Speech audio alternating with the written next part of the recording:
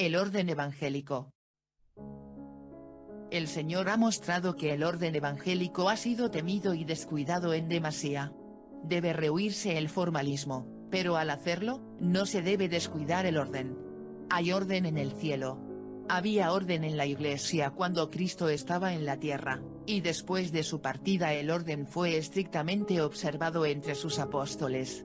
Y ahora en estos postreros días, mientras Dios está llevando a sus hijos a la unidad de la fe, hay más necesidad real de orden que nunca antes, porque, a medida que Dios une a sus hijos, Satanás y sus malos ángeles están muy atareados para evitar esta unidad y para destruirla. A esto se debe que se envíen apresuradamente al campo hombres que carecen de sabiduría y juicio, que tal vez no rigen bien su propia casa, y no ejercen orden ni gobierno sobre los pocos de quienes Dios los ha encargado en su hogar, y sin embargo se creen capaces de encargarse de la grey. Hacen muchas decisiones equivocadas, y los que no conocen nuestra fe juzgan a todos los mensajeros asemejándolos con esos hombres que se enviaron a sí mismos. De esta manera la causa de Dios sufre oprobio, y la verdad es rehuida por muchos incrédulos que, de no ver tales circunstancias, manifestarían sinceridad y deseo de averiguar, ¿son así las cosas? Hombres cuya vida no es santa y que no están preparados para enseñar la verdad presente entran en el campo sin ser reconocidos por la Iglesia o por los hermanos en general, y como resultado hay confusión y desunión. Algunos tienen una teoría de la verdad, y pueden presentar los argumentos que la favorecen, pero carecen de espiritualidad, de juicio y de experiencia, fracasan en muchas cosas que debieran comprender antes de poder enseñar la verdad. Otros no dominan los argumentos, pero debido a que unos pocos hermanos los oyen orar bien y dar una exhortación conmovedora de vez en cuando, se los insta a que entren en el campo, a fin de dedicarse a una obra para la cual Dios no los ha preparado y para la cual no tienen suficiente experiencia ni juicio. Manifiestan orgullo espiritual, o se ensalzan y actúan bajo el engañoso pensamiento de que son obreros. No se conocen a sí mismos. Carecen de juicio sano y paciente raciocinio, hablan con jactancia de sí mismos, y aseveran muchas cosas que no pueden probar por la palabra. Dios sabe esto, y por lo tanto no llama a los tales a trabajar en estos tiempos peligrosos, y los hermanos deben tener cuidado, no sea que impulsen a entrar en el campo a quienes no fueron llamados por él.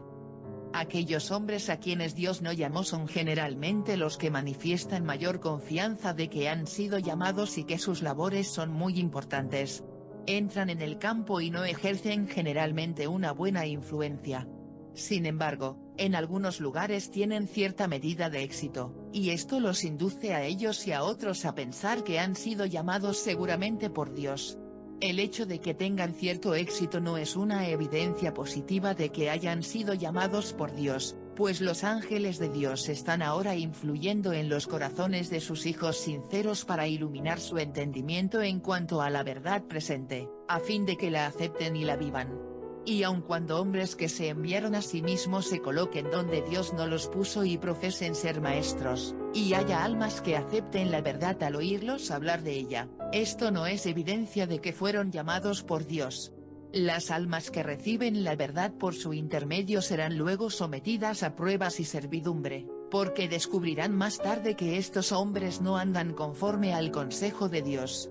Aun cuando hombres perversos hablen de la verdad, puede ser que algunos la reciban, pero esto no aumenta el favor de Dios hacia aquellos que hablaron. Los hombres que son impíos siguen siendo impíos, y su castigo será según el engaño que practicaron para con los amados de Dios, y según la confusión que introdujeron en la Iglesia, sus pecados no permanecerán cubiertos, sino que serán expuestos en el día de la ira de Dios. Estos mensajeros enviados por sí mismos son una maldición para la causa. Algunas almas sinceras cifran su confianza en ellos, pensando que actúan de acuerdo con el consejo de Dios y que están en unión con la Iglesia, y más tarde les permiten administrar los ritos, y, al serles demostrado claramente que deben hacer sus primeras obras, se dejan bautizar por ellos. Pero cuando llega la luz, como ha de llegar seguramente, y comprenden que estos hombres no son lo que ellas creían que eran, a saber, mensajeros llamados y escogidos por Dios, quedan sumidas en pruebas y dudas en cuanto a la verdad que recibieron, y sienten que deben aprenderlo todo de nuevo. Las acosa la perplejidad y el enemigo las perturba acerca de toda su experiencia. Se preguntan si Dios las condujo o no, y no están satisfechas hasta que se las vuelva a bautizar y comiencen de nuevo. Para el ánimo de los mensajeros de Dios es más agobiador que entrar en campos nuevos el ir a lugares donde los que estuvieron antes ejercieron mala influencia.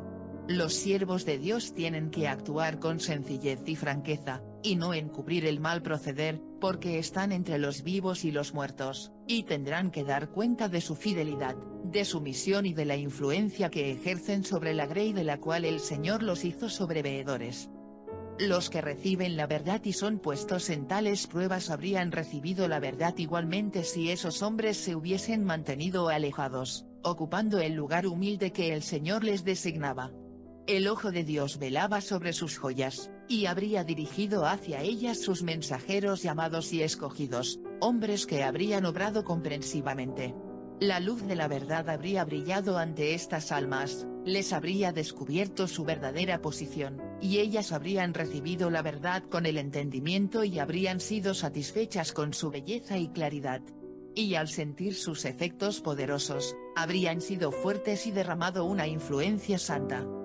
Nuevamente me fue mostrado el peligro de aquellos que viajan sin que Dios los haya llamado. Si tienen algún éxito, se sentirá su falta de cualidades. Tomarán medidas carentes de juicio, y por la falta de sabiduría algunas almas preciosas serán alejadas hasta el punto de que ya nunca podrá alcanzárselas. Vi que la Iglesia debe sentir su responsabilidad y averiguar con cuidado y atención la vida, las cualidades y la conducta general de aquellos que profesan enseñar. Si no dan evidencias inequívocas de que Dios los ha llamado, y de que el ay pesa sobre ellos y no escuchan este llamamiento, es deber de la Iglesia actuar y hacer saber que estas personas no son reconocidas por la Iglesia como maestros. Tal es la única conducta que puede seguir la Iglesia para estar sin culpa en este asunto, porque a ella incumbe la carga. Vi que puede cerrarse esta puerta por la cual el enemigo entra para perturbar la grey y dejarla perpleja. Pregunté al ángel cómo podía cerrarse. Dijo, la Iglesia debe recurrir a la palabra de Dios y establecerse en el orden evangélico, que ha sido pasado por alto y descuidado. Esto es indispensable para introducir en la Iglesia unidad y fe. Vi que en el tiempo de los apóstoles la Iglesia estaba en peligro de ser engañada y explotada por los falsos maestros.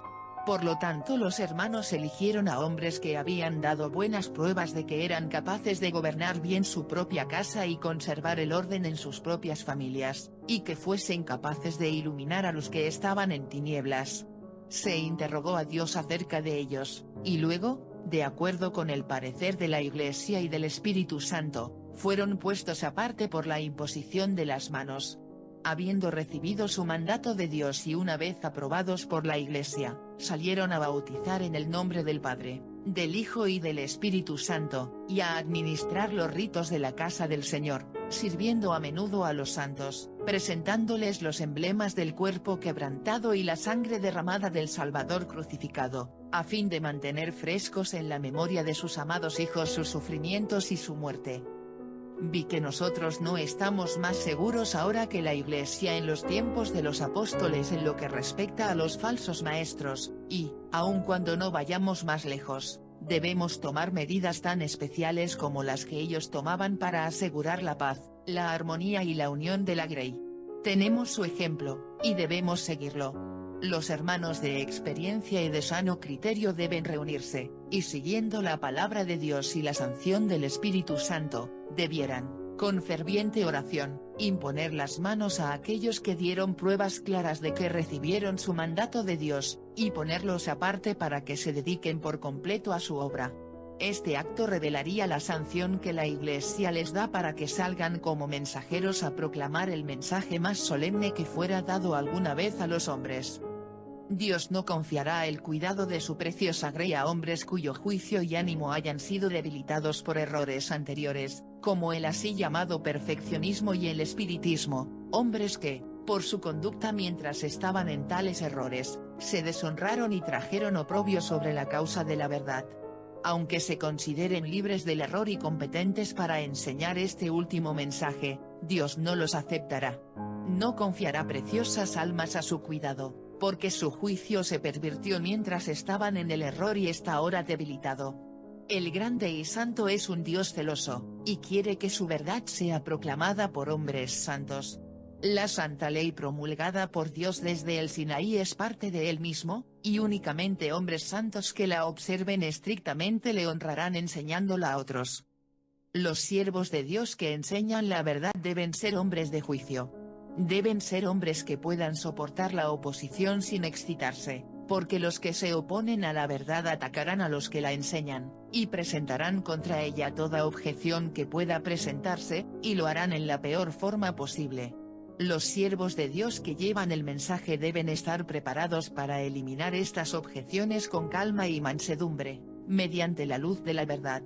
Con frecuencia los opositores hablan a los ministros de Dios de una manera provocativa, para hacerles manifestar el mismo espíritu a fin de sacar ventaja de ello y declarar a otros que los maestros de los mandamientos tienen espíritu acerbo y duro. Como se divulgó, vi que debemos estar preparados para las objeciones, y con paciencia, criterio y mansedumbre, reconocerles el peso que merecen, sin desecharlas o eliminarlas con asertos positivos ni avergonzar luego al que las presentó ni manifestar espíritu duro para con él.